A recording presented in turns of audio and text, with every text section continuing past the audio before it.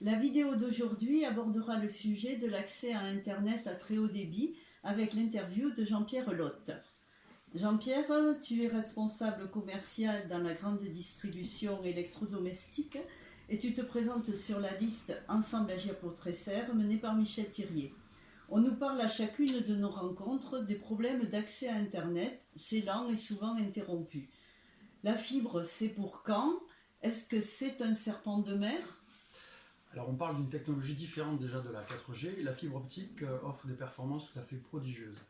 Et pour les villages comme Tresser, c'est non seulement attendu depuis des lustres, mais indispensable. Il faut bien comprendre que c'est le conseil départemental qui est maître d'ouvrage du déploiement de la fibre. La commune ne peut que relayer les informations. Il faut que ces informations soient fiables et actualisées. La municipalité actuelle s'est un peu pris les pieds dans le tapis en annonçant des dates qu'elle ne pouvait maîtriser. D'année en année, les habitants ont cru de bonne foi que c'était pour très bientôt. Jean-Pierre, peux-tu nous expliquer les complications qu'il y a eu? Alors sur un plan technique, le déploiement est complexe. Nous avons connu pendant longtemps le bas débit, quand les communes voisines bénéficient déjà d'une connexion ADSL.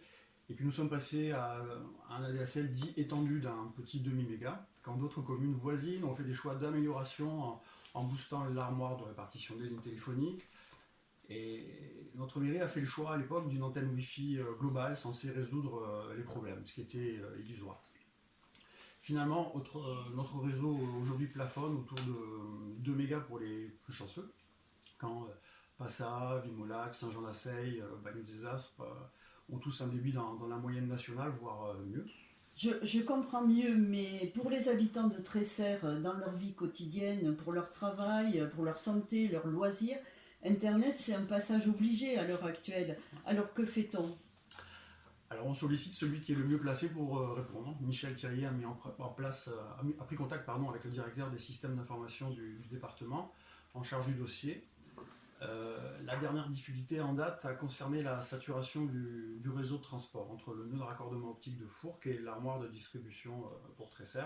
Donc pour faire simple, le tuyau, la bande passante, est un peu petit, mais techniquement ça va se régler.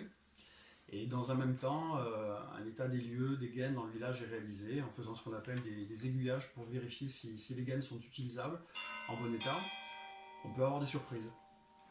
Lorsque tout cela sera terminé, ce sera au délégataire, SPIE pour Tresser, d'intervenir pour installer les raccordements après signature de convention de passage. Et après cette étape, la phase de commercialisation auprès des opérateurs sera conduite par la société Altitude pour le conseil départemental. Et enfin, chaque habitant pourra choisir de s'abonner ou non. En tout cas, ce qui est intéressant, c'est qu'on est dans la même fenêtre de déploiement que Thuir et Fourques. Bon, si je comprends bien, on va encore attendre plusieurs mois. Comme l'a dit Michel Thirier, notre engagement porte sur l'obtention rapide d'une réunion publique avec le département, pour qu'on puisse répondre précisément à ta question. Nous avons inscrit le très haut débit en tête de nos 6 priorités de début de mandat, en nous plaçant en situation d'agir sur ce dossier dès notre installation. Bon, nous en arrivons à la question de fin d'interview. D'après toi, quels sont les atouts de Michel Thirier de la liste Ensemble Agir pour Tresser qui peuvent convaincre les Tresserrains et les Tresserrainques de voter pour nous?